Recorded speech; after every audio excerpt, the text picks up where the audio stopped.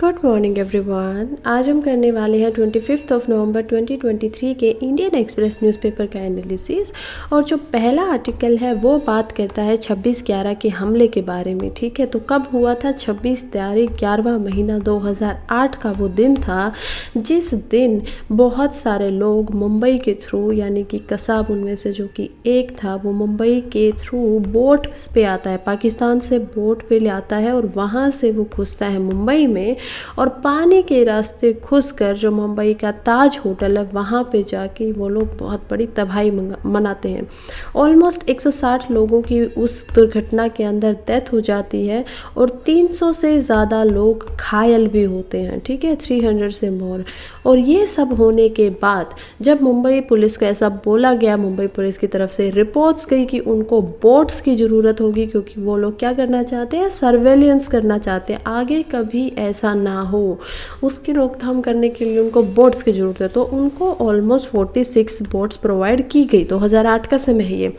लेकिन जब ऑलमोस्ट 15 साल होने वाले हैं इस बात को आज, और तब हम इस पे पीछे जाके देखते हैं कि क्या ये ठीक था, क्या गलत था, तो उस समय हम देखेंगे कि अभी तक ये सर्वेलेंस का काम कुछ अच्छे से चल ही नहीं रहा है। क्योंकि इन 46 बोट्स में से 8 बोट ऐसी हैं जो अभी सिर्फ फंक्शन करती हैं। ठीक है, यानी कि सिर्फ जो काम कर रही हैं वो 8 ही बोट 46 में से। बची हुई जो बोट्स हैं वो अभी काम नहीं करती हैं। यहाँ पे एक कमेटी बिठाई गई थी। ठीक है, और उस कमेटी के अंदर ये माना गया था कि मुंबई पुलिस को 2 तरीके की बोट्स की ज़रूरत है। पहली जो आपकी बोट्स होती थी, हम बोट्स देखेंगे, उनमें उनको 2 टाइप ऑफ बोट्स प्रोवाइड की गई थी। पहली जो थी वो थी आपकी स्पीड बोट्स, जिसका क्या काम था, स्पीड मतलब कि नाम ही स्पीड है कि स्पीड से वो क्या करेंगी, पानी के अंदर जाएंगी और सर्विलेंस करेंगी। सेकेंड आपकी जो बोट्स थी वो थी आपकी एम्फीबियन बोट्स। ठीक है, एम्फीजियन बोट्स। तो एम्फीजियंस क्या होते हैं?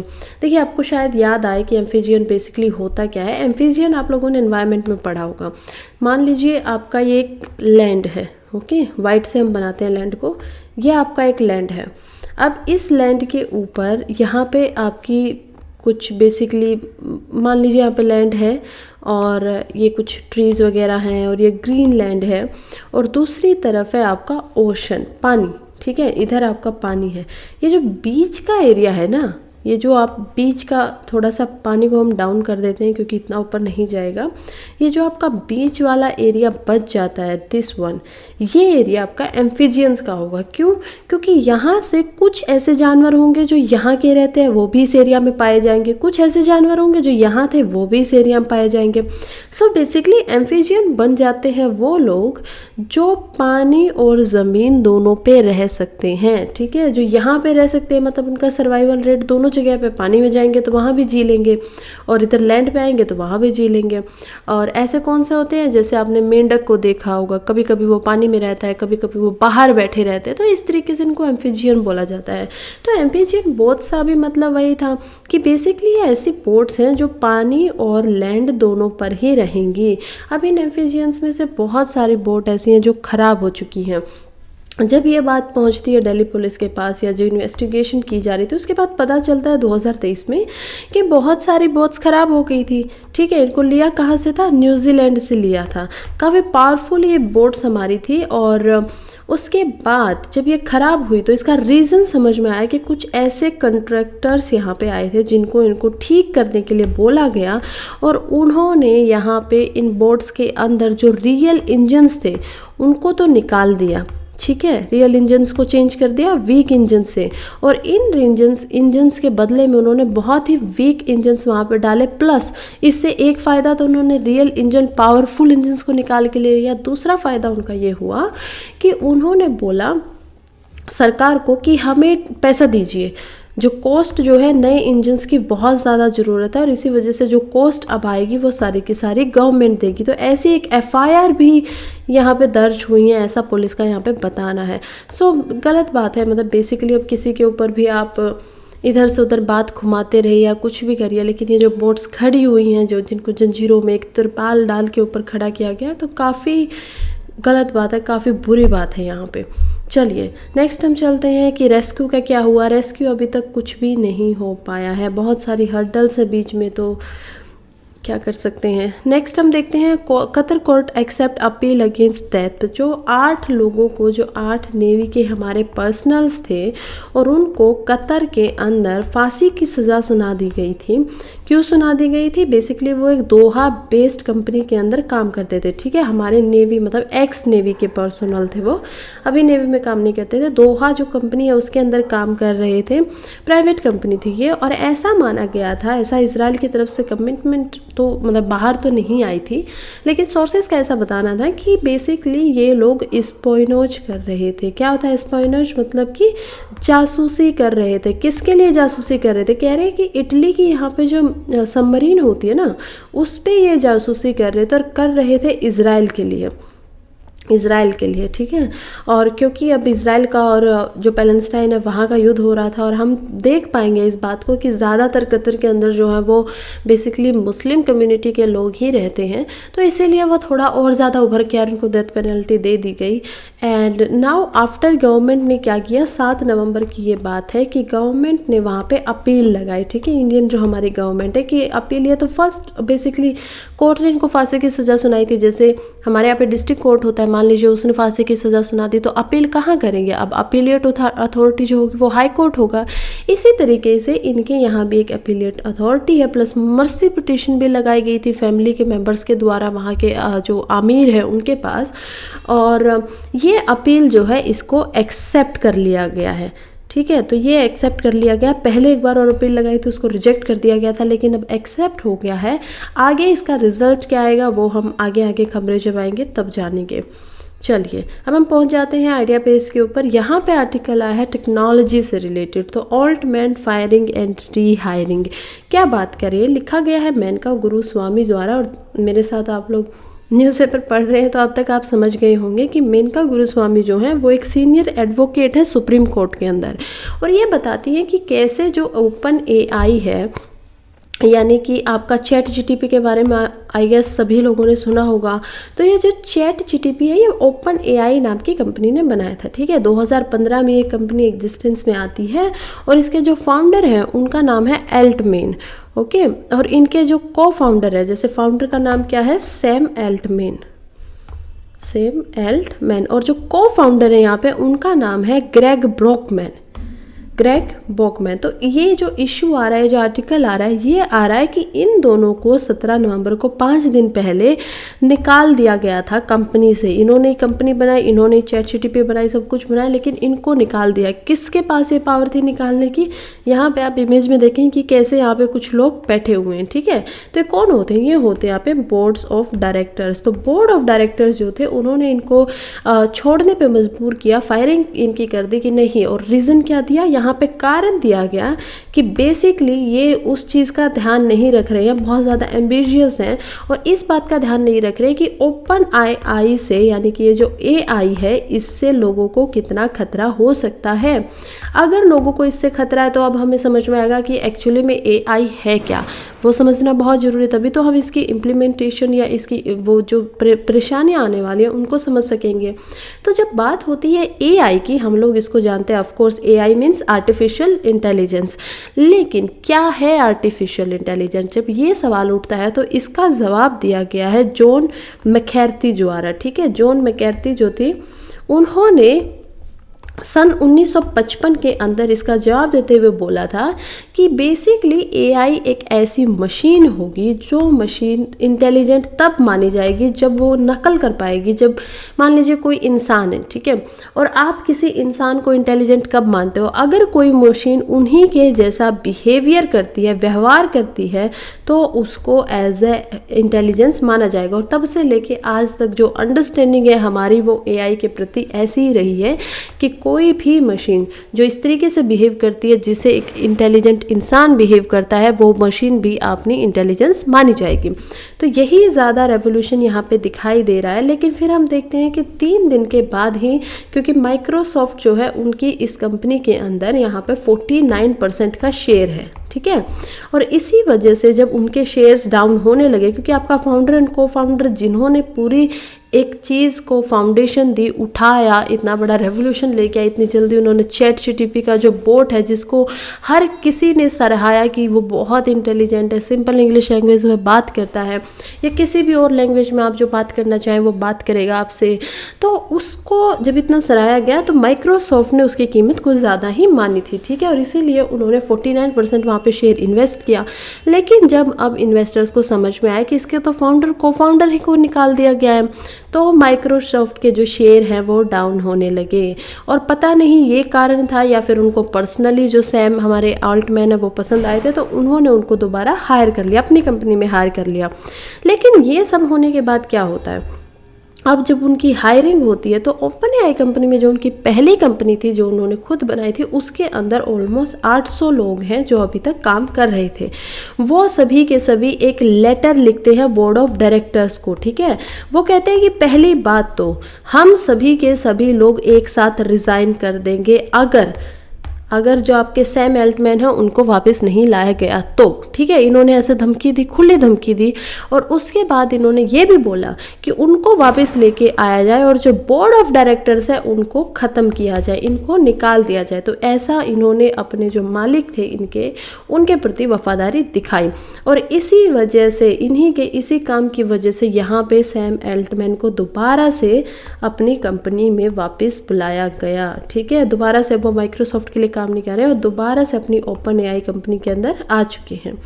तो ये यहाँ पे था। और यहाँ पे बेसिकली ऑथर का क्या बताना है, सब इन्फॉर्मेशन देने के बाद वो कहती है कि कैसे कहीं ना कहीं इंसान जो है वो थ्रेट बेसिकली जो एआई का है वो समझने के लिए अभी इम्पोर्टेंट हो गया है। क्योंकि आप देखिए ना कैसे लगातार कभी यूएस, कभी जापान, कभी आपका यूरोपियन जो कंट्रीज़ है, यूके, ये सब, इवन अब तो इंडिया भी, कल से हम देख पा रहे हैं ना आईटी मिनिस्टर लगातार एआई की जो मिसयूज़ है जिससे इंफॉर्मेशन बहुत ज़्यादा फैलाई जाती है, डीप फेक्स का इतना ज़्यादा इस्तेमाल हो रहा है, इन सब कंसर्न से जुड़े हुए हैं, ठीक है। और ये सब जो कंसर्न है ये सिर्फ और सिर्फ एआई से रिलेटेड ही हैं। ऑल राइट, तो चलिए चलते हैं और ऑथर यहीं पे बताती हैं कि और ज़्यादा इस पे काम होना चाहिए। नेक्स्ट फिर से हम एक्सप्लेन पेज पे पहुंचते हैं और यहाँ पे पहला आर्टिकल जो है वो फिर से बात करता है ऑल्टमैन के बारे में। और ऑलमोस्ट हम सब कुछ यहाँ पे शेयर कर ही चुके हैं, तो बेसिकली चलिए नेक्स्ट हम आगे बढ़ते हैं।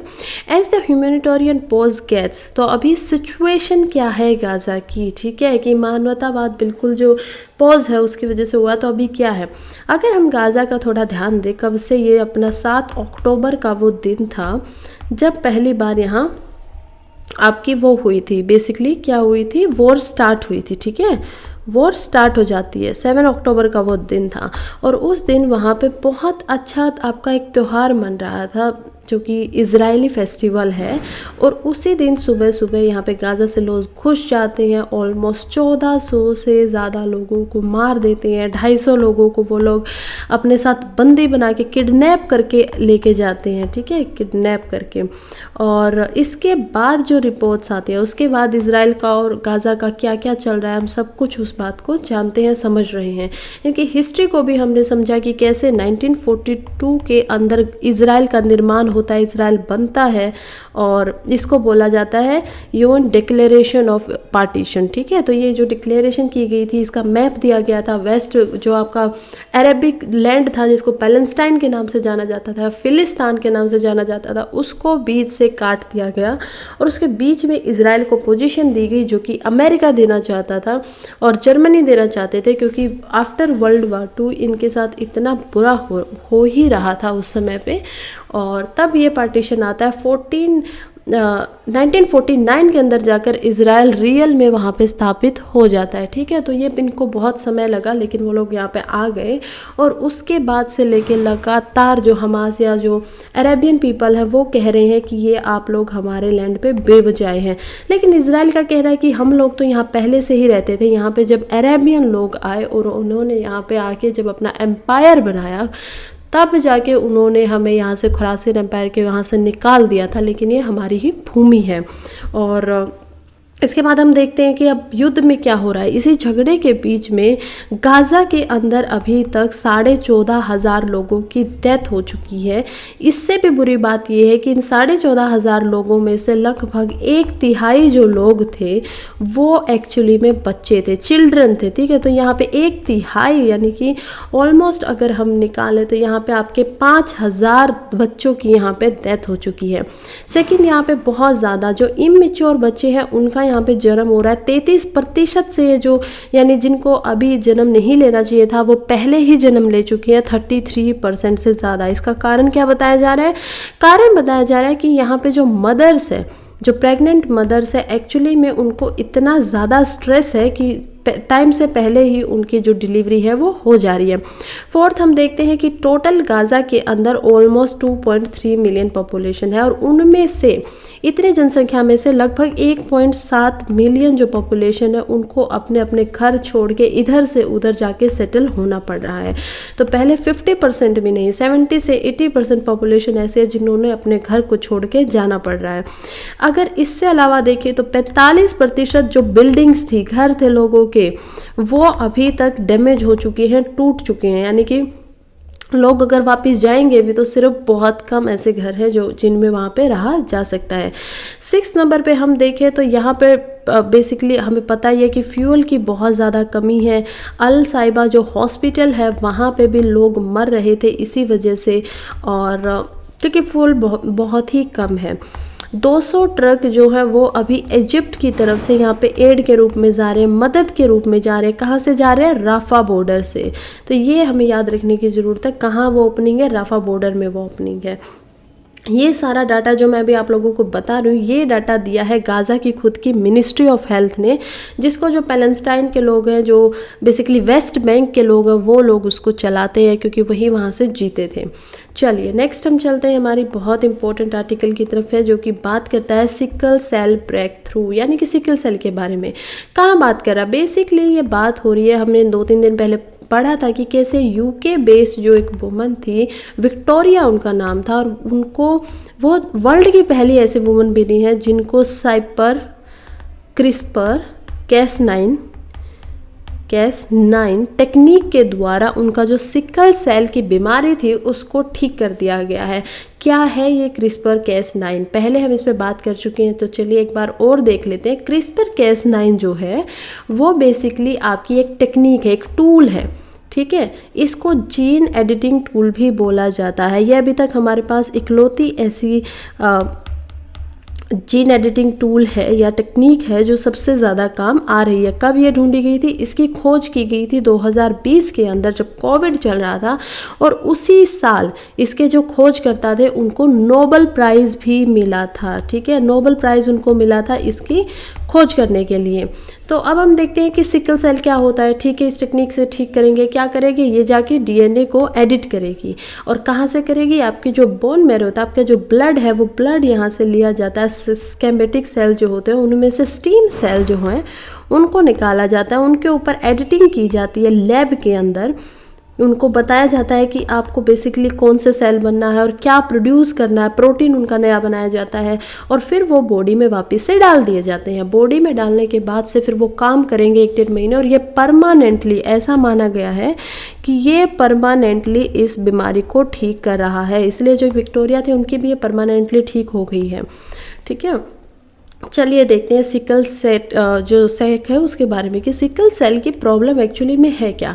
जब हम सिकल सेल की बात करते हैं तो हमें पता है कि हमारी बॉडी में ब्लड होता है, और ब्लड कैसे होता है? हमें तो वो एज ए लिक्विड दिखाई देता है, लेकिन बेसिकली जो ये ब्लड होता है ये होता है आपका कुछ इस डिस्क की शेप में, और इसमें बहुत सारे सेल होते हैं जिनमें वाइट ब्लड सेल भी है, रेड ब्लड सेल भी है। रेड ब्लड सेल क्योंकि बहुत ज़्यादा हैं, इसी वजह से हमें उनका जो कलर है ब्लड का वो रेड दिखाई देता है। नॉर्मल जो आपको ब्लड सेल दिखेगा वो इस शेप में दिखेगा, जो अभी आप स्क्रीन पर देख पा रहे हैं, जो मैंने अभी बनाया है, ठीक है। ये आपका होता है नॉर्मल ब्लड सेल।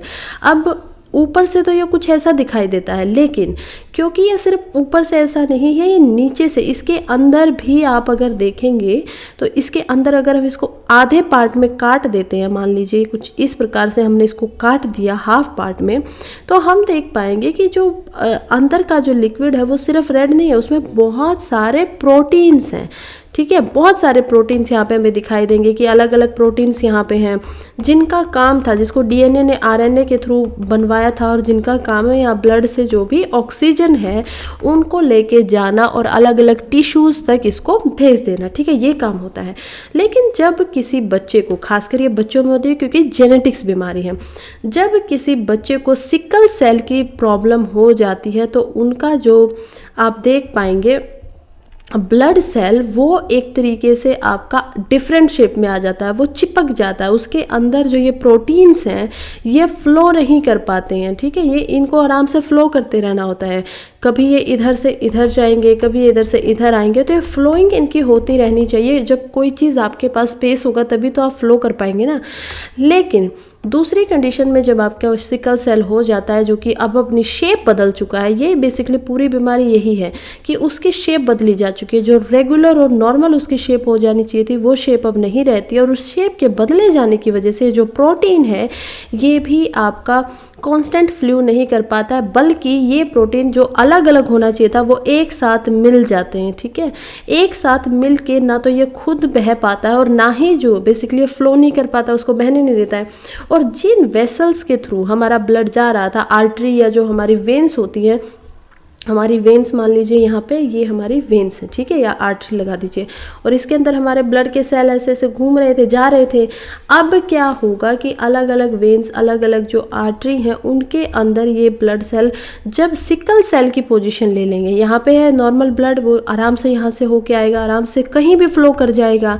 लेकिन जब ये सिकल सेल की पोजीशन आती है तो यही वेन है और इसी के अंदर से ये जो ब्लड है ये जाते हुए आपका चिपक जाएगा, जा नहीं पाएगा, एक जगह से दूसरी जगह, अलग अलग जगह नहीं पहुंच पाएगा। और जब ये ऐसा नहीं पहुंच पाएगा और ये बहुत ज़्यादा आपका क्या करेगा कि बहुत ज़्यादा जोर लगा रहा है किसी जगह से निकलने के लिए, तो वहाँ पे उस वेन में आपको पेन होगा। जैसे ये यहाँ पे फंस गया, अब ये निकल नहीं पा रहा है, तो वहाँ पे आपको पेन महसूस होगा। और यही इसके सबसे बड़े सिम्टम्स है कि जब भी किसी इंसान को सिकल सेल हो जाता है तो बचपन से जब उसके सेल्स ऐसे फंसते हैं कहीं कहीं पे, और जब ये प्रोटीन इकट्ठा हो जाता है और वो निकल नहीं पाता है, उनमें वो फ्लेक्सिबिलिटी नहीं होती है, तो लगातार सीवियर पेन होता है, ठीक है। बहुत ज़्यादा ये पेन होता है, इसको सहन करवाना बहुत मुश्किल होता है। और कारण क्या है कि ये बीमारी होती क्यों है? क्योंकि ये बीमारी जो होती है वो आपकी जेनेटिक्स होती है, यानी कि जो सिकल सेल है वो किसी एक पेरेंट यानी एक आपके जो माता पिता हैं या तो उनसे आ सकती है या फिर दोनों के ग्रुप से आ सकती है, ओके। और हमें पता है कि जेनेटिकली कोई भी बीमारी अगर ट्रांसफ़र होती है किसी पेरेंट से तो उसकी जो कैपेबिलिटी है, उसकी जो क्षमताएं हैं वो बहुत ज़्यादा बढ़ जाती हैं। अब हम बात करते हैं कि एक और बीमारी है जिसके लिए इस टेक्निक का यूज़ किया जाएगा। क्या है वो बीमारी? उसका नाम है यहाँ पे थैलेसीमिया। थैलेसीमिया एक ऐसी बीमारी है जहाँ पे जो आपका होमोग्लोबिन होता है। अब होमोग्लोबिन क्या है? होमोग्लोबिन बेसिकली आपका यही है जो वाइट ब्लड सेल के अंदर आप ये देख पा रहे हैं ना, इसको, इसी प्रोटीन को होमोग्लोबिन कहा जाता है। मैंने इसीलिए यहाँ पे आपको ऊपर नाम नहीं बताया क्योंकि मैं यहाँ पे बताना चाहती थी यही आपका होमोग्लोबिन है। इसी का काम है कि ये आपके जो प्रोटीन, ये आपका जो ऑक्सीजन है उसको अलग अलग टिश्यू तक लेके जाए। और मैं अगर यहाँ पे हम बात करते हैं कि होमोग्लोबिन के बारे में, तो जब होमोग्लोबिन ऊपर से इधर से उधर जाता है तो हमारे अलग अलग जो इम्पोर्टेंट टिश्यूज़ हैं या हमारी बॉडी के जो ऑर्गन्स हैं, जैसे दिल मान लीजिए या लीवर मान लीजिए, जो ऑर्गन्स हैं इन तक ये ऑक्सीजन को पहुंचाता है ताकि वो लोग अच्छे से काम कर पाते हैं, राइट। एक लंग्स तो ऐसी हैं जो बेसिकली ऑक्सीजन को फिल्टर करके प्रोवाइड करवाते हैं, उसके अलावा जो और सारे ऑर्गन्स हैं उनको ऑक्सीजन चाहिए। इवन हमारे माइंड को बहुत ज़्यादा ऑक्सीजन चाहिए। और कोविड के बाद आई गेस सभी को पता चल चुका है कि हमें 99% से 100% जितना होना चाहिए उतना ऑक्सीजन हमारी बॉडी के अंदर लगातार चाहिए होता है, ठीक है। तो ये काम है इनका। और जब ये थैलेसीमिया अगर किसी इंसान को हो जाता है तो वहाँ पे जो नॉर्मल ब्लड सेल था, हम ऊपर जाके इसको देखते हैं, चलिए यहाँ पे नॉर्मल ब्लड सेल है, इसमें बहुत सारा होमोग्लोबिन आप देख पा रहे हैं। लेकिन जब आपको थैलेसीमिया की बीमारी हो जाती है तो आपके इसी नॉर्मल ब्लड सेल के अंदर अब आपका जो होमोग्लोबिन होगा वो थोड़ा कम हो जाएगा, बहुत कम बनेगा। देखिए कैसे स्पोरेडिक आपको दिखाई दे रहा, कम है, राइट। कहाँ वो वहाँ पे भरा हुआ है। यही आपकी थैलेसीमिया होती है, कि जहाँ आपका होमोग्लोबिन कम हो गया, लो बहुत कम हो जाता है, और इसी की वजह से फिर एनीमिया की प्रॉब्लम भी हो जाती है। अब एनीमिया क्या है? एनीमिया मतलब बेसिकली यही होता है कि जो आपका होमोग्लोबिन है उसके साथ साथ ब्लड का भी बनना बहुत कम हो जाना। अब ये बीमारी सबसे ज़्यादा खतरनाक क्यों है? वैसे तो ये भी एक जेनेटिक प्रॉब्लम है, एक जेनेटिक बीमारी है, डिजीज़ है, लेकिन इस बीमारी में आपको दोनों पेरेंट्स से यहाँ पे एक पेयर मिलता है जो आपका ये एक बीमारी को जन्म देता है, थैलेसीमिया को जन्म देता है, थैलेसीमिया। अब हम देखते हैं कि इसका इलाज क्या है। अभी तक या पहले क्या होता था? अब तो चलो CRISPR-Cas9 जो है उससे हम सोच रहे हैं कि इसका इलाज लेके आएंगे और हो भी जाएगा, लेकिन इससे पहले क्या होता था? इससे पहले या अभी तक जिस भी इंसान को थैलेसीमिया हो जाता है उनको पूरे जीवन, बचपन से लेके पूरी लाइफ अपने ब्लड का ट्रांसफ्यूजन करवाना पड़ता है। ठीक है, ट्रांसफ्यूजन क्या होता है? बदला करवाना पड़ता है उनको, दूसरे ब्लड को अपने अंदर लेना पड़ता है, अपना ब्लड दूसरे बेसिकली चेंज करवाते रहना पड़ता है with A periodic time Spain के अंदर। ठीक है, कुछ ऐसा टाइम स्पेन होगा, 1 महीने में एक बार, 2 महीने में, तो उनको पूरा जीवन ये करवाना पड़ेगा। अब इससे फिर एक प्रॉब्लम होती है, अगर आप लगातार ब्लड को ट्रांसफ्यूम करवाते रहेंगे तो आपके जो ब्लड है, बॉडी है, उसमें आयरन बहुत ज़्यादा बढ़ जाएगा। ठीक है, और इसी को मिटाने के लिए फिर आपकी होती है कैलेस्टियन। तो कैलेस्टियन नाम की फिर एक और ट्रीटमेंट उनके ऊपर करते रहना पड़ता है। तो बेसिकली ये ट्रीटमेंट बहुत ही खतरनाक लग रहा है ना सुन के, कि कैसे एक इंसान को इन सारी बीमारियों के थ्रू रहना पड़ता है। ये फिर आपके आयरन को हटाने के लिए फिर से आपकी बॉडी में कुछ आयंस, कैलेस्टिन के अंदर क्या होता है, कुछ आयंस होते हैं प्लस कुछ मॉलिक्यूल्स भी होते हैं, ये आपकी बॉडी में डाले जाते हैं। एंड वो क्या करेंगे कि वो अब अट्रैक्ट करेंगे एज ए चुम्बक, जो आपने देखा है, मैग्नेट जो देखा है, उस तरीके से, और आयरन को अपने पास जोड़ लेंगे, फिर उनको आपकी बॉडी से बाहर निकाल दिया जाएगा। तो ये प्रोसेस यहाँ पे किया जाता था। लेकिन थैंक्स टू जो CRISPR-Cas9 है और थैंक्स टू उनके जो बनाने वाले हैं कि उन्होंने यहाँ पे बहुत बड़ा चेंज ला दिया, एक रेवोल्यूशनरी चेंज ह्यूमैनिटी के लिए लेके आ गए हैं वो। ऑल्दो इसके कुछ है, जैसे कि कुछ समस्याएं भी यहाँ पे आपको दिखेंगी, लिमिटेशन भी कुछ दिखाई देंगी। तो वो क्या क्या है? जैसे बेसिकली सबसे बड़ी समस्या तो अभी यहाँ पे यही है कि कॉस्ट बहुत महंगी है, यानी बहुत महंगा ट्रीटमेंट है। क्यों है? क्योंकि एक तो आपके सेल को निकाल के इस पर 1 महीने तक लगातार काम करना पड़ता है, 1 मंथ तक ऑलमोस्ट, और हर छोटे चीज़ को हमारे जीन के अंदर, हमारा DNA होता है, हम पहले ही DNA को समझ चुके हैं बहुत बार अपने इसी सीरीज़ में।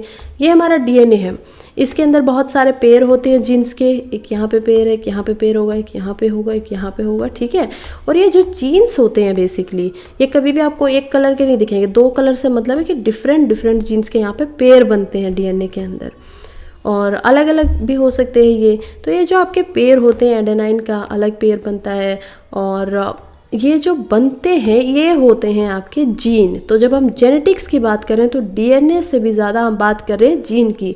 और जीन एक्चुअली में क्या होता है? जीन जो होता है वो आपका होता है एक इन्फॉर्मेशन का चैम्बर। मान लीजिए आपने एक हार्ड डिस्क खरीदी और वो आपने अपने लैपटॉप में लगा दिया। फ़ोन में आप जो चिप का यूज़ करते हैं, स्टोरेज का यूज़ करते हैं, वो क्या है? वो इन्फॉर्मेशन रखता है आपकी, राइट। तो ये भी आपकी इन्फॉर्मेशन रखता है कि मान लीजिए पहला जीन है, ये आपका बता रहा है कि आई का कलर क्या होगा, आंखों का कलर ब्राउन होगा, ब्लैक होगा, या क्या होगा।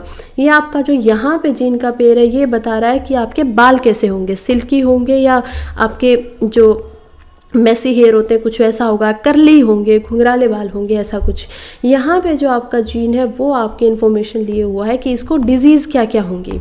तो जब कोई लैब के अंदर इनकी एडिटिंग कर रहा है, एक तरीके से सीजर भी इसको बोला जाता है, तो वहाँ से आपकी इस पूरे जीन को हटाना इट्स वेरी हार्ड काम, राइट। इनको बहुत छोटे लेवल पे जाके फिर उसको ढूंढना, फिर उनको काटना वहाँ से, एंड फिर यहाँ पे एक नई इन्फॉर्मेशन को स्टोर करना, और फिर उस इन्फॉर्मेशन से बोलना कि बॉडी में जाओ और एक नए प्रकार का जो आपका बेसिकली प्रोटीन होता है, जो उसकी हेमोग्लोबिन के लिए उसको बनाया जाता है, डिसऑर्डर के लिए उसको बनाओ। और वहाँ पे वो तब पैदा हो, जब हम पैदा होते हैं ना, तब वो बना हुआ होता है हमारी बॉडी के अंदर, और उसको बना के आप बिल्कुल नए सेल, न्यू सेल्स का आप यहाँ पे जन्म दीजिए एक प्रकार से। तो ये प्रोसेस करना देखने में छोटा लग सकता है, बट क्योंकि बहुत ही माइक्रोस्कोपिक लेवल पे जाके आपको, अब आप सोचेंगे कि ठीक है हम तो एक सेल से एक डीएनए निकाल के ठीक है वहाँ से देख लेंगे, बट ऐसा नहीं होता है।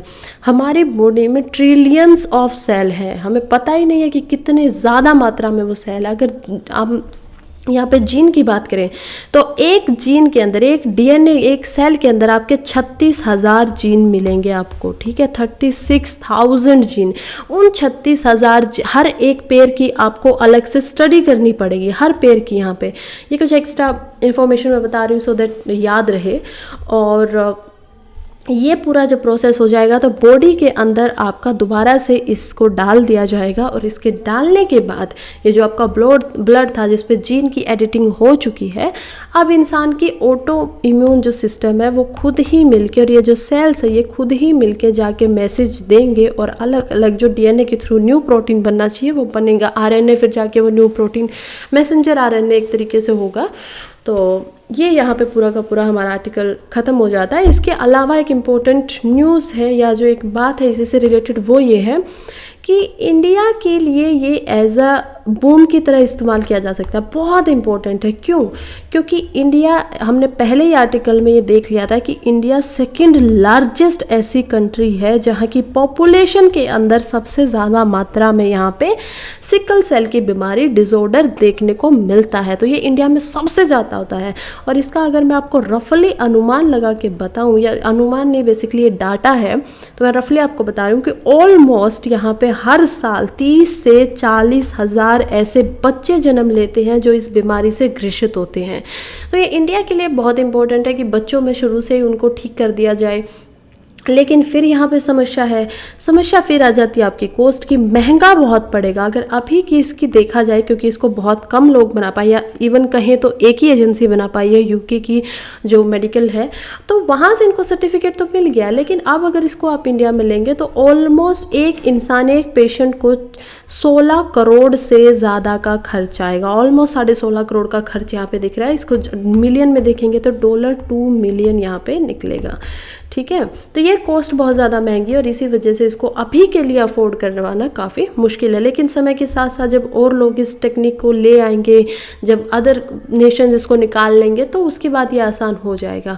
और जीन एडिटिंग एक्चुअली में बहुत ज़्यादा हुई भी है, जानवरों में देखने को मिलती है। इवन इंडिया के ही आप देख पाएंगे कि कैसे जो हरियाणा के करनाल डिस्ट्रिक्ट है वहाँ पे आपको एनिमल्स के अंदर बेसिकली जीन एडिटिंग भी मिलेंगी, या फिर जो आपकी जीन सीक्वेंसेस है वो भी मिलता है। वहाँ पे एक अलग ऐसा बच्चे को जन्म दिया गया है जो कि सेम वही डीएनए से बना हुआ था। और मान लीजिए, चलिए मैं आपको एग्जांपल से समझाती हूँ। मान लीजिए यहाँ पे एक गोट है, ठीक है, यहाँ पे एक गोट है, या यहाँ पे वो बैल है, बफेलो है, जिसका डीएनए यहाँ पे लिया गया और हरियाणा के उसमें, और उसी के डीएनए से उसी का दोबारा जन्म करवा दिया गया। उसका डीएनए सेम है, उसका कलर, उसकी हाइट, सब कुछ सेम है। लेकिन कैसे किया गया कि इसी के डीएनए को बाहर निकाला, किसी और सरोगेट मदर जो थी, किसी और जो आपको भैंस जो दिखेगी, बफेलो जो होंगी, उनके पेट में उसको डाल दिया गया, उसको बनने दिया, उसको पहले एडिट किया गया ना, बिल्कुल अच्छे से निकाला, और इसी का जन्म दोबारा से यहाँ पे हो गया। तो ये और ये दोनों बिल्कुल सेम है, माँ बेटी है। बिल्कुल माँ बेटी भी नहीं कह सकते क्योंकि सेम है, सब कुछ सेम है। इसमें कोई अलग आपका डीएनए में छेड़खानी हुई ही नहीं है डीएनए के अंदर। लेकिन यहाँ पे प्रॉब्लम बस ये हो जाती है कि ये जो नया है उसकी आपकी बायोलॉजिकल एज तो हो सकती है कि सिर्फ अभी 1 महीने का ही हो, ठीक है, बायोलॉजिकली कि वो पैदा तो जब अभी 1 महीना हुआ है। लेकिन जब आप उसकी जेनेटिक एज देखेंगे तो मान लीजिए माँ यहाँ पे 6 साल की थी, 6 ईयर्स की बफेलो थी। जब आप उसकी जेनेटिक एज देखेंगे तो वो आप लोग पाएंगे क्या है यहाँ पे, ऑलमोस्ट 6 ईयर, ठीक है, कि जेनेटिक एज उसकी वही रहेगी जो पुरानी जिनकी ली गई थी, और यहाँ पे उनकी बायोलॉजिकल एज कम हो जाती है। बट ये ज़्यादा नहीं जी पाते क्योंकि फिर ये जेनेटिक एज के हिसाब से जितना जीवन इनका है, लाइफ स्पैन, उतना ही जिएंगे। तो ऐसा हुआ है। लेकिन ह्यूमंस में ये ग्लोबली पूरा का पूरा अभी तक बैन है कि आप ऐसे किसी को दोबारा से नहीं बना सकते हो, ऐसे आप कॉपी नहीं कर सकते हो। बेसिकली कॉपी पेस्ट हो गया ना ये, तो कि आप ऐसा नहीं कर सकते हो। बहुत सारी लिमिटेशन है, एथिकल लिमिटेशन है। चलिए आगे बढ़ते हैं। नेक्स्ट हमारा है why a NASA spacecraft fired a laser at Earth and why it is a big deal. क्या बात हो रही है? बेसिकली जो नासा का एक साइकी साइकी एयरक्राफ्ट, ठीक है, वो कहाँ पे गया हुआ है, वो आपका जो मार्स एंड जुपिटर के बीच का एरिया है ना, उसको स्टडी करने के लिए गया हुआ है कि मार्स और जुपिटर का क्या क्या आपको दिखाई पड़ेगा कि क्या इनके बीच में, तो इनके दोनों के बीच में यहाँ पे आपका एयरक्राफ्ट है। और ये जो एयरक्राफ्ट है ये स्टडी करने जाता है, तो यहाँ पे इंफॉर्मेशन की वापस देने के लिए नासा को हमें इनको यूज़ करना पड़ती थी, रेडियो वेव्स। अब रेडियो वेव्स क्या होती हैं, रेडियो वेव्स जो होती हैं आपकी वो ज़्यादातर स्ट्रेटोस्फेयर में मिलती हैं, और ये जो रेडियो वेव्स है काफ़ी लंबी होती हैं, लॉन्ग वेव्स होती हैं, ठीक है, आप इनको काफ़ी लंबा देखेंगे। लंबी लेयर होने की वजह से, इसी वजह से ये हर जगह से आराम से निकल जाती हैं, जैसे कि क्लाउड हो एटमॉस्फेयर में या बेसिकली कैसा भी वेदर हो, ये पार चली जाती हैं। हम लोग भी आज जब कम्युनिकेशन करते हैं कंप्यूटर वगैरह से तो इन्हीं का इस्तेमाल किया जाता है। और कम्युनिकेशन के लिए अभी तक सबसे ज़्यादा हमारे पास यही था, ये पार कर जाती है, लेकिन ये बहुत स्लो भी हो जाती हैं कि इनको पहुंचने में फिर टाइम लगता है, ऊपर से नीचे आने में काफ़ी समय लगता है। और इसी वजह से नासा जो है वो कुछ और बनाने की यहाँ पे कोशिश कर रहा था, ढूंढ रहा था। और किसी वेव्स की बात करें तो हमें पता है माइक्रोवेव्स वेव्स जो होती हैं वो इनसे लॉन्ग वेव्स से थोड़ी कम होती हैं, जिनको ज़्यादातर मोबाइल में यूज़ किया जाता है। फिर हमारी होती है इंफ्रारेड वेव्स, वो और छोटी हो जाती हैं लेकिन अभी तक दिखाई नहीं देने लगती है, क्योंकि विजिबल लाइट, आप यहाँ पे देखिए, विजिबल लाइट जो होती हैं वो आपकी 7 लाइट होती है, राइट, हमें पता है कि कैसे वाइट लाइट में ही हम 7 उनको देख पाते हैं। और उसके बाद होती हैं अल्ट्रा वायलेट, जिनको हम नेक्ड आई से देख सकते हैं, विजिबल होती हैं। उसके बाद जो आपकी शॉर्ट वेव्स हो जाती है वो एक्सरे वेव्स में आती है, और जो इनसे भी ज़्यादा एक्सरे वेव्स के बाद जो गामा वेव्स होती है जो बिल्कुल ऐसे ऐसे ऐसे ऐसे ऐसे ऐसे चलेंगी, ये आपकी होंगे न्यूक्लियर पावर वाली, ठीक है, न्यूक्लियर पावर के अंदर आएगी। और हमें पता है कि जो सन होता है वो हमारे पास जो एनर्जी भेजता है वो भी शॉर्ट वेव्स में भेजता है, लेकिन अर्थ जब उस एनर्जी को वापस ट्रांसफ़र करती है तो लॉन्ग वेव्स में करती है। ये एक हमें थोड़ा बहुत डिफरेंस मालूम है अभी तक हमारी ज्योग्राफी वगैरह का पढ़ने के बाद। चलिए अब हम चलते हैं आर्टिकल के ऊपर।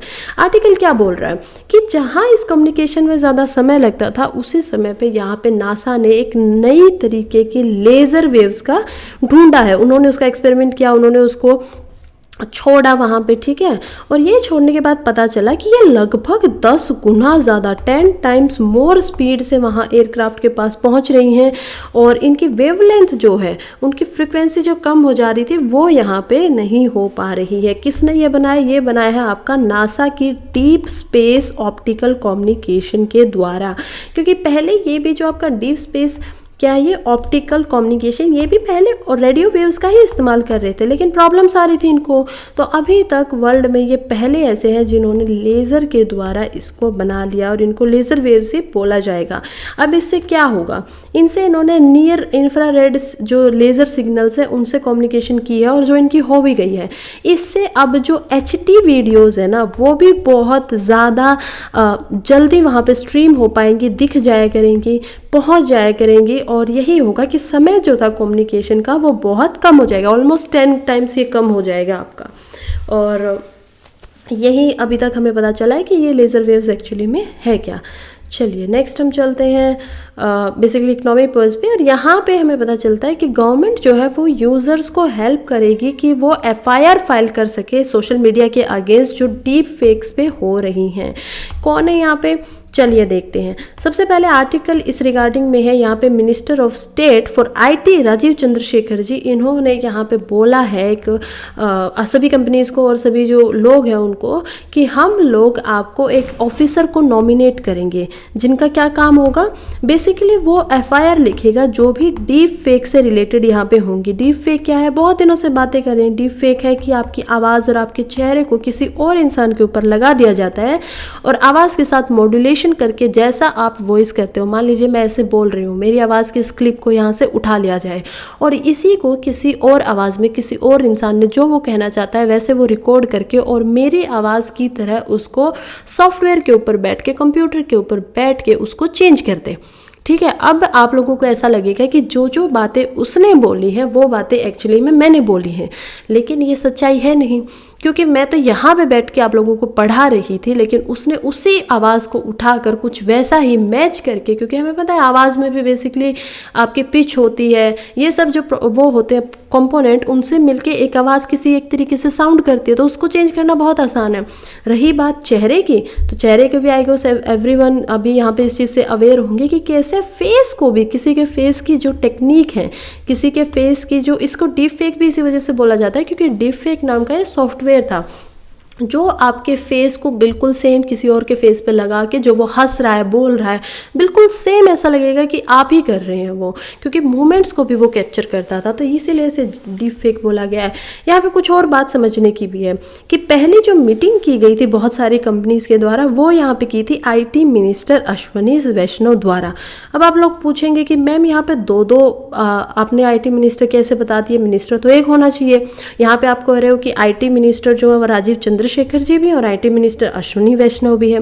तो यहाँ पे चलिए एक पॉलिटी का छोटा सा हमारा डाउट क्लियर कर लेते हैं कि IT मिनिस्टर और स्टेट मिनिस्टर ऑफ स्टेट में क्या डिफरेंस है। मिनिस्टर जो होता है आपका, जो कि आपके यहाँ पे अश्वनी वैष्णव है, उनके अंडर आपकी खुद की एक मिनिस्ट्री आती है। कैसे आती है मिनिस्ट्री? क्योंकि वो मिनिस्टर है। मिनिस्टर क्यों है? क्योंकि वो कैबिनेट का एक हिस्सा है। कैबिनेट क्या होती है? कैबिनेट जो आपके एग्जीक्यूटिव होते हैं, गवर्नमेंट होती है, वो पार्लियामेंट के अंदर जब अपनी सरकार बनाती है तो प्राइम मिनिस्टर जो होते हैं हमारे, वो यहाँ पे हेड होते हैं और वो अपने अंडर जो अलग अलग मिनिस्ट्रीज है, जो कि टोटल हम अगर काउंट करें तो ऑलमोस्ट 49 मिनिस्ट्री अभी एग्जिस्ट करती हैं और अलग अलग और कुछ इंडिपेंडेंट डिपार्टमेंट भी है, इनका एक एक हेड बनाते हैं। जैसे उन्होंने IT मिनिस्ट्री के लिए अश्वनी वैष्णव को चुना। इनकी नियुक्ति कौन करेगा? प्रेसिडेंट जो है वो PM को यहाँ पे सबसे पहले नियुक्त करेंगे। उसके बाद प्रेसिडेंट PM की सलाह पे, PM बताएंगे कि किसको कौन सा मिनिस्टर बनाना है, बस नाम होगा प्रेसिडेंट का और बताएंगे प्राइम मिनिस्टर। तो एक से रियल पावर जो आपकी प्राइम मिनिस्टर है, तो उनको मिनिस्टर बनाएंगे। लेकिन अब सवाल उठता है कि मिनिस्टर ऑफ स्टेट कौन है? फिर मिनिस्टर ऑफ स्टेट क्या कि किसी स्टेट के मिनिस्टर हैं?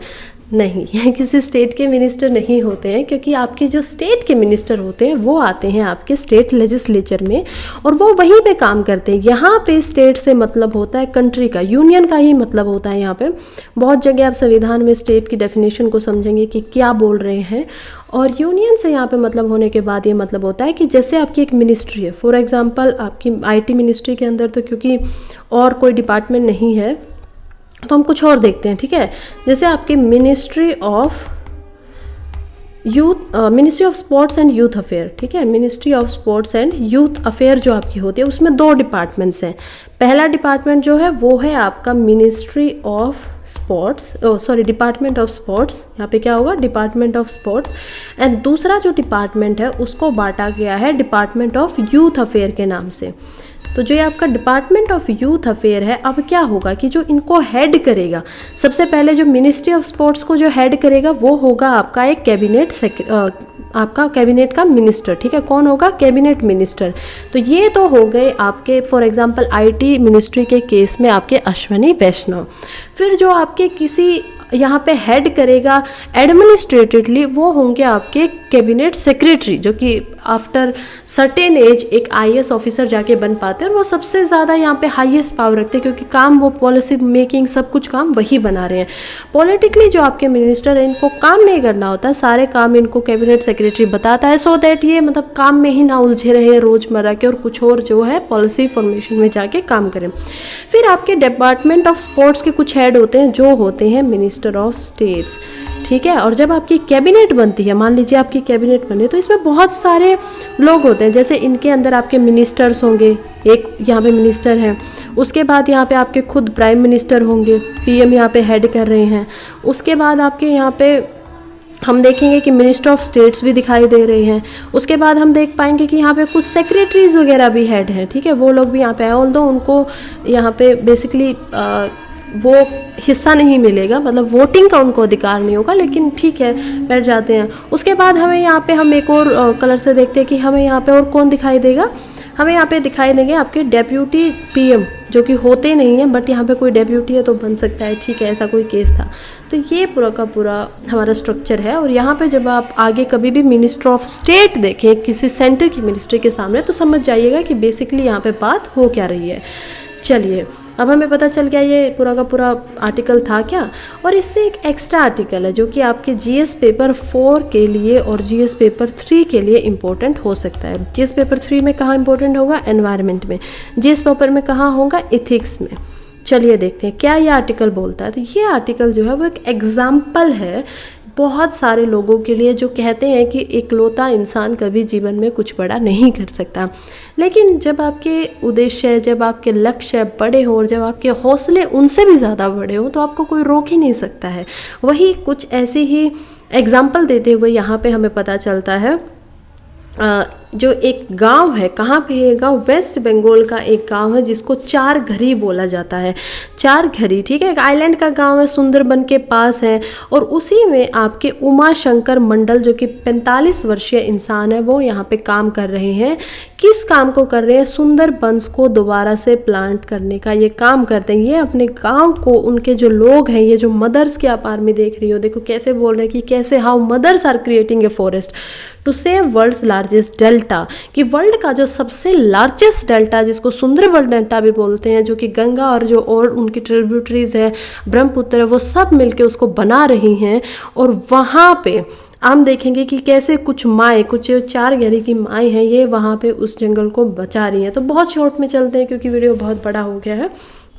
तो देखिए क्या हो रहा है, सुंदरबन की कुछ औरतें हैं जिनको उमा शंकर नाम के एक इंसान ने, उमा शंकर मंडल नाम के ये इंसान है और ये 45 वर्षीय हैं।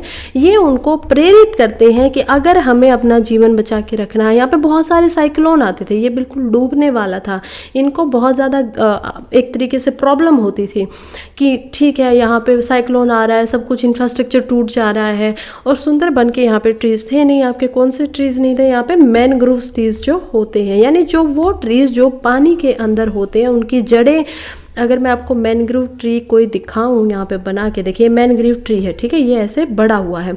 अब आप सोचेंगे कि ये पानी में है तो इनकी जड़ें कहाँ होती हैं, क्योंकि ये ओशन पे होते हैं और क्योंकि ये मिट्टी को पकड़ के रखते हैं और एक तरीके से पावर की तरह इस्तेमाल करते हैं कि साइक्लोन आएगा तो मैं उसको रोक लूँगा। पानी की टाइड आती है लगातार, हमें पता है ना कि ओशन में कैसे टाइड्स आती हैं, ऊपर लहरें उठती हैं फिर नीचे जाती हैं, तो इन टाइड्स को ये बचाते हैं। तो इसी प्रकार की इनकी जो जड़ें होती हैं वो या तो नीचे जाके ऊपर आई हुई होती हैं, वो वहाँ से अपना जो प्रोसेस है उनका उसको बना रही होती है क्योंकि सॉइल में नहीं जा रही, या वो पेड़ के ऊपर से लटक रही होती हैं, ठीक है, ऐसे लटक के नीचे गई होती है। तो दो तरीके से इनकी अपरूट होती हैं, बेसिकली जड़ें कुछ इस तरीके से काम करती है। और मैनग्रोव को कार्बन सिंक भी बोला जाता है क्योंकि ये कार्बन को सिर्फ, आप ये नहीं कर रहे कि जैसे कुछ प्लांट्स क्या होते हैं, प्लांट्स का काम है कि वो क्या करेंगे, कार्बन को लेंगे, अपना खाना बनाएंगे और उसके बाद बेसिकली अपनी ब्रांचेज में उसको रख देंगे, वो उनका एक फूड है। अगर आपको कभी भी किसी पेड़ की उम्र का पता लगाना हो ना कि ये कितने साल से पेड़ है, तो जब आप उसका तना, ये जो पार्ट होता है किसी पेड़ का, जब आप उसको काटेंगे और उसको काटने के बाद यहाँ पे पेड़ के तने के अंदर, ये आपका तना है, ठीक है, लकड़ी का, और ये ऐसे काट के रखा हुआ है। अब आप यहाँ पे देख पाएंगे कि इस तने में कुछ लाइंस होती हैं। ये मान लीजिए एक लाइन है ऐसे, बहुत अगर ध्यान से देखेंगे तो आपको दिखाई देंगी। ये जो लाइंस होती है ना, ये बेसिकली हर एक साल गुजर जाने के बाद बनती हैं, ठीक है। और कैसे बनती हैं कि प्रोसेस होता है उसकी एज का पता लगाने का। अगर आपको पता लगाना है कि ये पेड़ कितने साल पुराना है तो आप इन लाइंस को काउंट कर सकते हैं। बहुत ज़्यादा आपकी क्लोज लाइंस होती जाती हैं। तो ये आपका तना होता है, ये लाइफ होती है एक पेड़ की। और सुंदरबन की लाइफ बहुत अच्छी है और वो बहुत ज़्यादा कार्बन को सिर्फ अपनी ब्रांचेज में नहीं रखता है कि उसने अपनी ब्रांच यहाँ पे निकली हुई इसमें अपने कार्बन को रख के अपना खाना बना लिया, बल्कि सुंदरबन जो होता है, या सॉरी मैं सुंदरबन बोल रही हूँ, मैनग्रोव्स जो ट्रीज होते हैं वो अपनी कार्बन को एटमॉस्फेयर से लेके अपनी जड़ों की तरह वो जमीन के अंदर घुसा देते हैं। जब किसी नॉर्मल ट्री की यहाँ पे डेथ होती है, मान लीजिए उसको काट दिया जाता है, वो ड्यू टू एनवायरनमेंट या जो भी क्लाइमेट की वजह से उसकी डेथ हो गई, तो उसके अंदर जो कार्बन थी वो वापस से एटमॉस्फेयर के अंदर चली जाती है।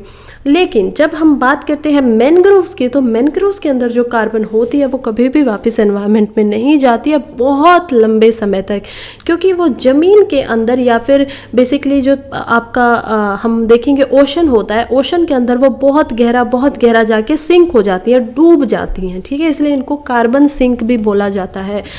यानी कि ये नॉर्मल जो ट्रीज़ होते हैं उनसे बहुत ज़्यादा इम्पोर्टेंट है। वैसे तो हर पेड़ बहुत इम्पोर्टेंट है हमारे क्लाइमेट के लिए, लेकिन जो टारगेट हम देखना चाहते हैं उसके लिए यहाँ पे ये भी बहुत इंपॉर्टेंट भूमिका निभाते हैं। और उमा शंकर जी जो है उन्होंने यहाँ पे, आप उमा शंकर जी का फोटो देख पा रहे होंगे कि यहाँ उन्होंने स्कूल के अंदर, यहाँ जो चेरगारी जो गांव के हम बात कर रहे थे, यहाँ पे कभी कोई स्कूल भी नहीं होता था। इन्होंने 2-3 साल पहले वहाँ पे एक प्राइमरी स्कूल खोला और उसी स्कूल में वहाँ पे बच्चों को, छोटे बच्चों को उन्होंने वहाँ पे जो सुंदर बंस हैं, जो फॉरेस्ट है, उनकी इम्पोर्टेंस सिखाई। वहाँ पे कविताएं वो गाते हैं, उनको सिखाते हैं आधा घंटा। उनकी जो माएँ हैं उनको ये काम देते हैं। और ये जो समुद्र में आप देख पा रहे होंगे कि मैनग्रोव के प्लांट है जो इन्होंने पहले उगाए हुए और इनको अब ये जाके पानी में लगा रही हैं। ये देखिए जैसे धान की खेती होती है ना, कुछ उसी तरीके से बिल्कुल जो ओशन का पानी अंदर आ रहा है उसी के अंदर यहाँ पे इसको भी लगाया जाता है, जो ज़मीन के और समुद्र के बीच में है। दलदल टाइप ऑफ यहाँ पे आप देखेंगे मार्शी सा लैंड आपको ये मिलेगा, मार्शी लैंड में ये ज़्यादा मिलती हैं, ठीक है। और फिर हम चलते हैं कि ओके ठीक है, लेकिन इनको ये, इनके पास इतनी सीड वगैरह कहाँ से आती हैं। तो हमें एक और बात का पता चलता है कि बेसिकली जो जून से लेके आपका अक्टूबर तक का समय है ना, ये बहुत ही हाई सीजन होता है। ये जो उमा शंकर जी हैं ये लगभग 2000 के सन से लेके 23-24 साल हो चुके हैं इनको, तब से ये इसी काम पे लगे हुए हैं। और इन्होंने ऑलमोस्ट यहाँ पे 17 से 18 लाख पेड़ों को लगवा दिया है, खुद भी लगाया है और उन औरतों से भी लगवाया है। जब इनसे सवाल उठता है कि आप मतलब बेसिकली लेडीज़ से कि काम क्यों करवा रहे हैं, तो ये कहते हैं कि क्योंकि वुमन जो होती है ना वो इमोशन के साथ कोई काम को करते हैं, वो भावनाओं के साथ करते हैं, उनके अंदर प्यार होता है। और क्योंकि उनको पता है कि वो ये काम अपने बच्चों के भविष्य के लिए कर रही हैं, फ्यूचर के लिए कर रही हैं, तो वो इसको और मन लगा कर करती हैं। और कुछ आदमी और जो नहीं होंगे, तब तक अवेयरनेस नहीं थी यहाँ पे। इसके अलावा कहते हैं कि जब समुद्र में गहरे जो और जगह की आपके मैनग्रोव्स के ट्रीज़ है ना, उनके बीज होते हैं, वो बीज बह बह कर यहाँ पे आ जाते हैं।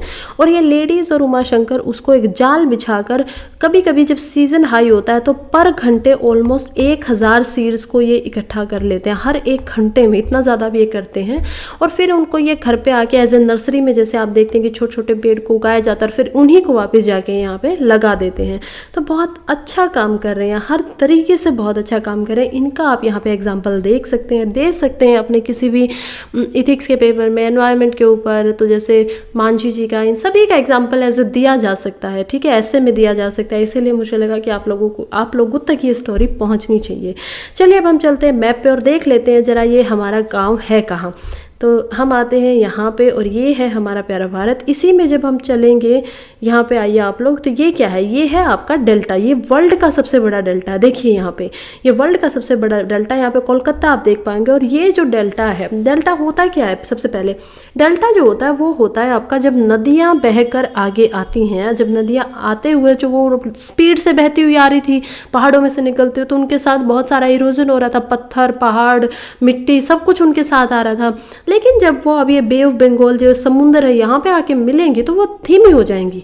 और धीमी क्योंकि बहुत देर से चल रही थी, और धीमी होने की वजह से वो अपना जो भी उनका सेडिमेंट्स थे, जो भी अपने साथ बहा के लाई थी, उनको वो छोड़ देंगी यहीं पे। और ये जो छोटे छोटे सेडिमेंट्स है, ये इकट्ठे हो के ज़मीन का टुकड़ा बना देते हैं, जो कि यहाँ पे बहुत सारे आइलैंड्स के रूप में हम देख भी सकते हैं। आइलैंड क्यों है, क्योंकि चारों तरफ से पानी से घिरा हुआ है, ज़मीन से नहीं लगा हुआ है। तो चलिए अब हम चलते हैं, ये हमारा इधर हम आ जाते हैं, ठीक है, ये हमारा कोलकाता है, इधर फिर बांग्लादेश शुरू हो जाता है। तो पूरा सुंदरबंस के यहाँ पे डेल्टा इसके सुंदरबंस के नाम से, क्योंकि सुंदर वन आप देखिए ना, सुंदर यानी वेरी ब्यूटीफुल, और वन क्या होता है, फॉरेस्ट, तो बहुत सुंदर फॉरेस्ट यहाँ पे, इसलिए सब बोला जाता है। चलिए सैटेलाइट से भी इसको हम लोग देखेंगे, लेकिन उससे पहले हम देख लेते हैं चेहारगिरी गाँव एक्चुअली में है कहाँ।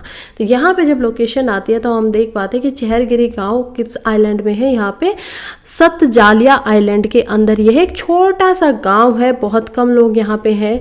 और उसके बाद जब हम इसको बड़ा करते हैं तो देख पाएंगे कि इसकी लोकेशन एक्चुअली में कितनी यहाँ पे अंदर की तरफ है, राइट। और ये कोलकाता से कितना दूर, ऑलमोस्ट 150 से 160 किलोमीटर ये दूर है वहाँ से। और अगर मैं आपको यहाँ पे सैटेलाइट से इसको दिखाऊं तो हम देख पाएंगे चेहारगिरी के गाँव के अंदर कि लोग एक्चुअली में रह कैसे रहे हैं, राइट।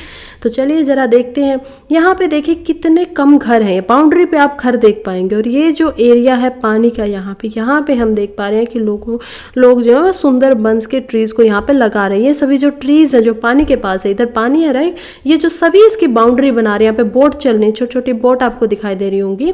ये सब यहाँ पे सुंदरबंस के मैनग्रोव्स के ट्रीज़ को यहाँ पे लगाया गया। और चारगिरी गाँव के अंदर जब हम और इसको बड़ा करके जाते हैं तो हम देख पाते हैं कि कैसे छोटे छोटे घर यहाँ पे हैं, बहुत कम पॉपुलेशन यहाँ पे है और बहुत अच्छा काम ये कर रहे हैं मैनग्रोव। यहाँ पे देखिए कितनी ज़्यादा प्लांटेशन इन्होंने मैनग्रोव के फॉरेस्ट की कर चुके हैं। देखिए कितना ग्रीन ये इसको बना चुके हैं। गांव का ही पूरा एरिया है जो यहाँ पे लगा हुआ है और यही काम है जो शायद हमें दिखाई दे रहा है जिसकी हम बातें कर रहे थे। ऊपर से देखें और हम ये पूरे के पूरे मैनग्रोव ट्रीज़ आपको दिखाई देंगे। इन फॉरेस्ट को अगर हम जाके देखेंगे और डिटेल में तो हम देख पाएंगे कि कैसे ये फॉरेस्ट दिखाई पड़ते, कितने घने ये हैं, कितना पानी यहाँ पे लगातार आता रहता है और कितने घनी मात्रा में ये बने हुए हैं। हम आगे आएंगे तो देख पाएंगे कि पॉपुलेशन जनसंख्या यहाँ पे आगे की तरफ बहुत ज़्यादा नहीं है, लेकिन थोड़ा पीछे जैसे चहरगिरी जैसे जहाँ पे लाइट हो जा रहा है ना, यहाँ पे सारा फॉरेस्ट है जहाँ पे आपको डार्क ग्रीन दिख रहा है, लेकिन जहाँ पे आपको थोड़ा लाइट एरिया दिख रहा है वहाँ पे मतलब लोग रहते हैं। तो चलिए आई होप आपको ये डेल्टा और ये पूरा मैनग्रोव के फॉरेस्ट के बारे में समझ में आ गया होगा।